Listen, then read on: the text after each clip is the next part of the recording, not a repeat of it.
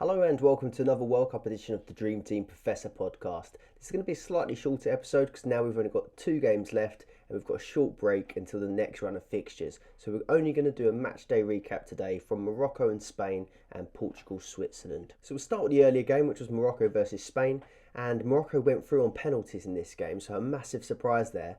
And I think it's probably caught a lot of people out. I've got a few Spain players that I'm now going to have to remove, but that's tournament football and that's what can happen. Morocco won on penalties. The star man did go to Rodri. He finished with 8 points, which seems quite low for someone getting the star man. But I think it's just because we're used to the star man also getting either a goal or clean sheet points in some sort of way, some sort of attacking return. But because he's listed as a midfielder but he's playing in defence, he literally just got the points for the star man award and the points for his rating. One thing I did notice when I was looking into sort of why he got star man, it's something that I'm trying to do to try and understand it a little bit better, because there's been a few times throughout the normal Dream Team season where you've watched a game and you think, oh, how's this guy got star man over this guy? And looking at the stats, he had by far the most touches and even passes as well. He was miles away from anyone else, so he had a real big distance on touches and passes. And yeah, I think this is something I'm going to look out for in the main Dream Team game, because you had players like Trippier that were getting star man, Kevin De Bruyne gets it quite regularly, and it's just going to show that it's not always the goals and assists, it can be just your involvement in the overall game.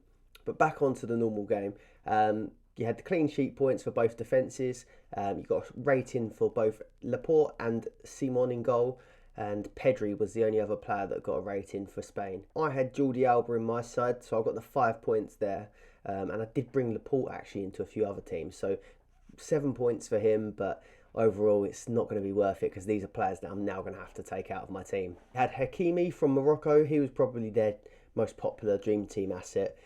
He's only 3 million, and if you started with him in your team, which I had seen a few people do, he's the second highest defender in the game at the minute. He's got 29 points, and just to top it off, he won the game with a Panenka penalty. He had the last kick, the last penalty, and yeah, he just dinked it down the middle. Some massive balls on him. But yeah, that was all really from this game. Quite disappointing from Spain. They just tons and tons of possession, but they just really lacked that last final ball and killer instinct in this game. But Morocco were really good, and their fans were brilliant, like so loud all throughout the game. So I was quite pleased for them, to be honest. But yeah, it's going to be them versus Portugal in the next round, and as we'll see from this next section, that Portugal looked really, really good. So it won't be an easy game for Portugal, but they will obviously be favourites. So on to that game then. So Portugal 6, Switzerland 1. And I did think Switzerland would get a goal in this game, but I really wasn't expecting it to be as high scoring as this. So the main talking point from this game was Ronaldo was dropped from this game, so he was on the bench. And also you had João Cancelo, who was benched as well. So 2 of their really big players left on the bench, and it didn't backfire for the manager. So star man went to Goncalo Ramos. He got 30 points in this game, the first hat-trick of the tournament, and he even got an assist as well. So 30 points and a 10 rating, 10 out of 10. So yeah, can't do much better than that.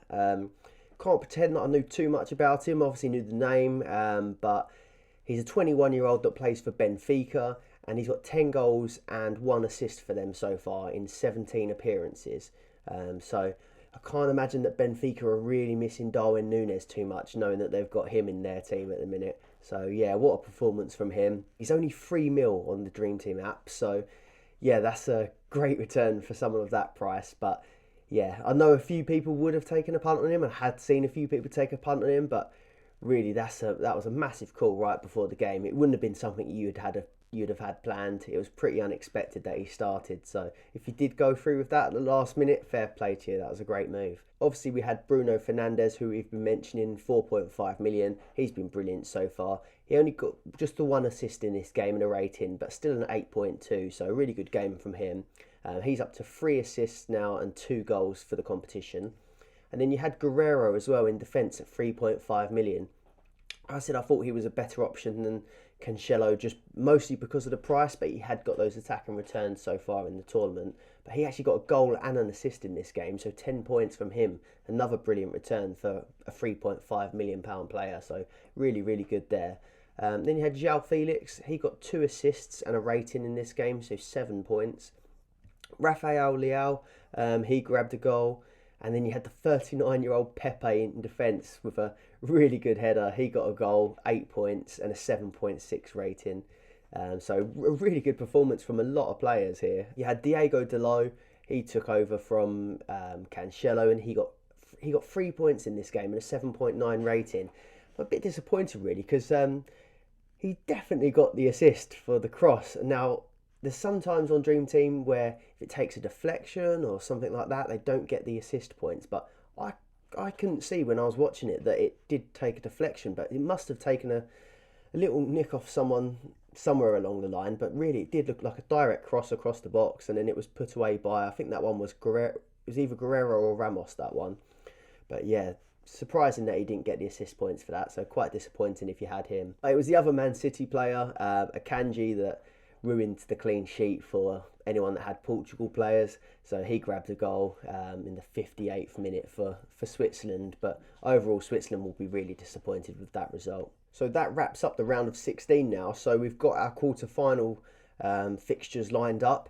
And we actually haven't got another game now until Friday. So we've got a short gap, and I'm not going to do a preview yet of these games. Where they're Friday and Saturday and it's only Wednesday today, I still think a lot of stuff can happen in terms of injuries, and well, we saw from the Portugal game, Cancelo and Ronaldo getting dropped. There's things that you can't account for, but I think to get a better preview, I'll wait until Thursday evening to do a preview of these fixtures.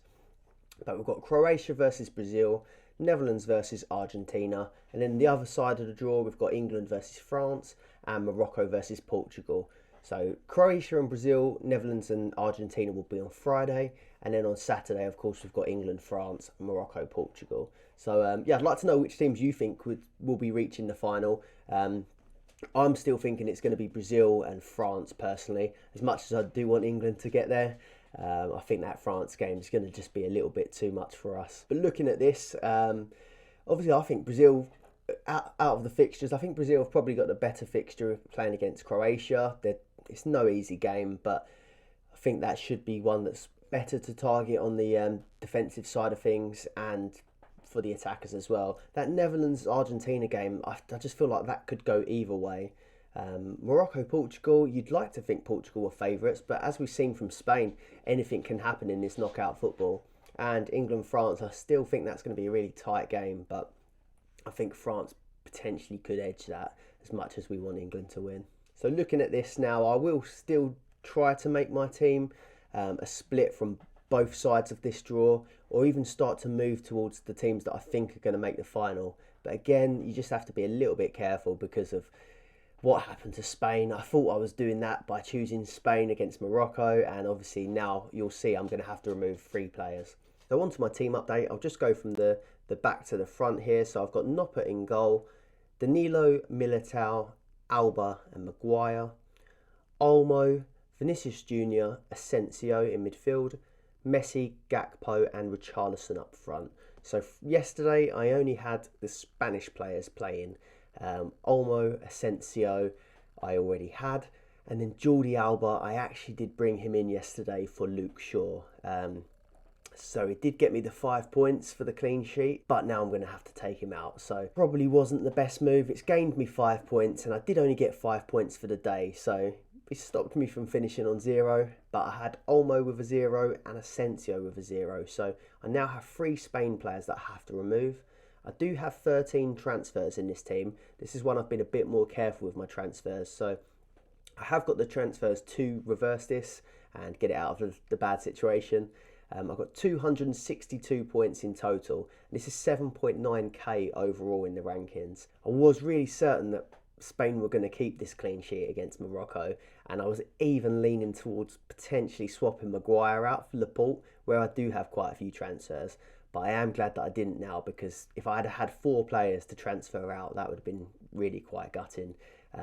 Just to remember though, like when you're making these changes, you can make, even though the next game isn't until Friday, you can make 3 transfers a day still. So if you're moving towards something you want to do in the quarterfinals, and it's going to take you more than 3 transfers, or you've got a lot of people eliminated in this round, I could make 3 today, another 3 tomorrow, etc, etc. So yeah, that's one thing to note. So with these 3 Spain players being eliminated, I am going to be down to 10 transfers by the quarterfinals, which isn't a bad place to be in at all. But I need to start deciding what direction I want to take this team in.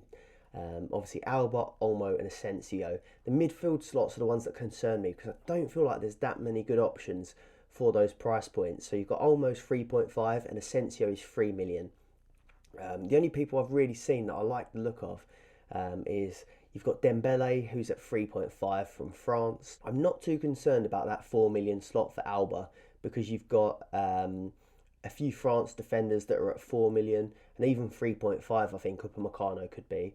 But that 3 million slot for Asensio, I think that one could be a hard one to replace without moving other parts of the team. Although I did do my transfer strategy video a little while ago, which I'll link to at the end, where I did sort of split the team between Brazil and France, I am starting to get starting to have doubts and starting to wonder whether actually I should move to having a full defence potentially of Brazil.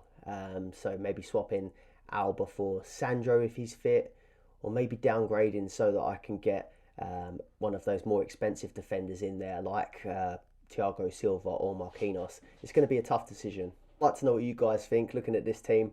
Do you think I'd be better off of going with like a half and half defence of Brazil and France?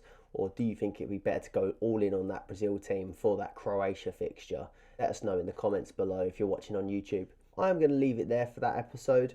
Like I said, I will be back on Thursday to preview the Friday fixtures. I think we'll have a better idea of what the teams might look like and line up like. So that's when I'll do my players to target video, and I'll do another team update to let you know if I've made any changes or the changes that I plan to make. If you've enjoyed the video, please do like and subscribe for more Sun Dream Team content, and we'll see you on the next episode. Thanks for watching.